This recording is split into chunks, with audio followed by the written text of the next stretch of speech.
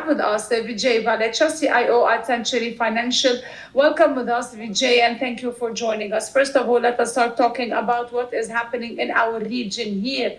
The risk premium apparently will return. It's going to come back to the oil price. However, the question is to what extent will it reach?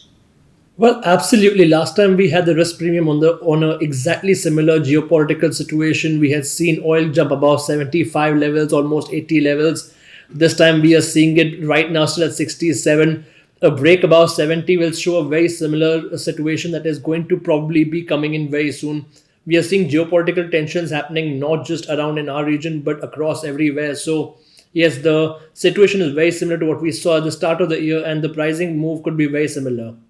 نعم ونتحدث أكثر Let us الآن talk more about what is بخصوص happening يعني and the الجيوسياسية geopolitical والتي development تستدعي that الحكومة requires في reconsidering تحول الذهب أن يصل بين المساعدة the goal might reach higher levels for an increase and the dollar depreciating, the geopolitical tension.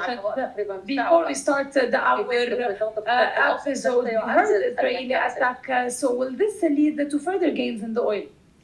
It looks like all commodities are getting impacted on a positive note with the geopolitical tensions increasing once again. So we started the year with geopolitical tensions. Now we have geopolitical tensions which were more than how the year started. We have economic tensions due to tariffs across the world. We have economic tensions in trade terms also coming in. We might see a trade war starting again very soon as the tariffs keep going further and further. All these things are leading to higher commodity prices. So we are seeing crude oil, gold, natural gas, silver, platinum, palladium, almost all commodities moving upwards. And I think this trend will continue because these tensions are looking to get more and more serious as time goes on.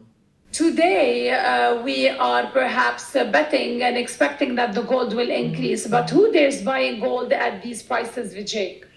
Well, since the start of last year, we have seen governments buying maximum amount of gold. So even now, central banks are the biggest buyers of gold in the world. There is definitely a regular use case for gold, which is happening at the same pace as last year. It's not a huge increase in demand, but at the same time, we see that the price of gold is quite inelastic.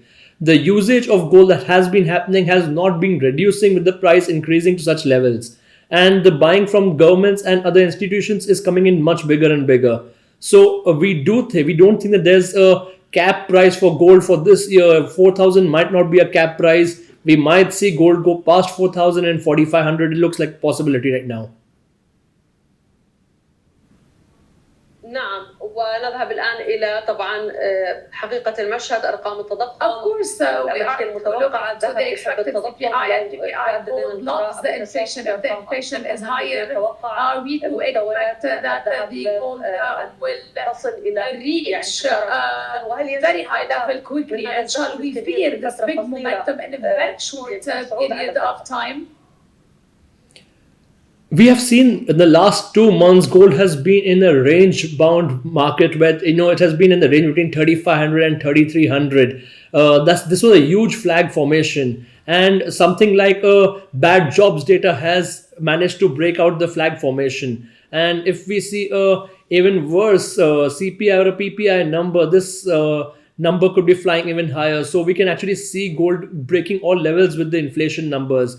We have to keep in consideration that a 25 basis points cut in the market is discounted for. A 50 basis points is still a speculation and not a market discounted rate. So if we do see something surprising numbers from the CPI or PPI, we will definitely see big moves on gold, and it does look more chances of it being on the upside than the downside. We can see that the gold is reducing its gains after the Israeli attack on Qatar. However, we have a lot of volatility in the markets, Vijay, today. If we are to go back to talk about the inflation numbers, which we are expecting tomorrow and after tomorrow to come out in the US, in your opinion, to what extent is it possible that they will change the market's expectations? We look at the market's expectations.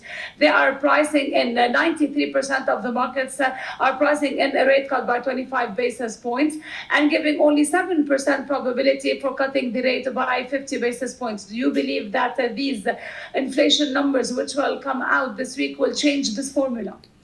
So I do not believe that inflation numbers coming in this week will change the formula for the rate cut this month.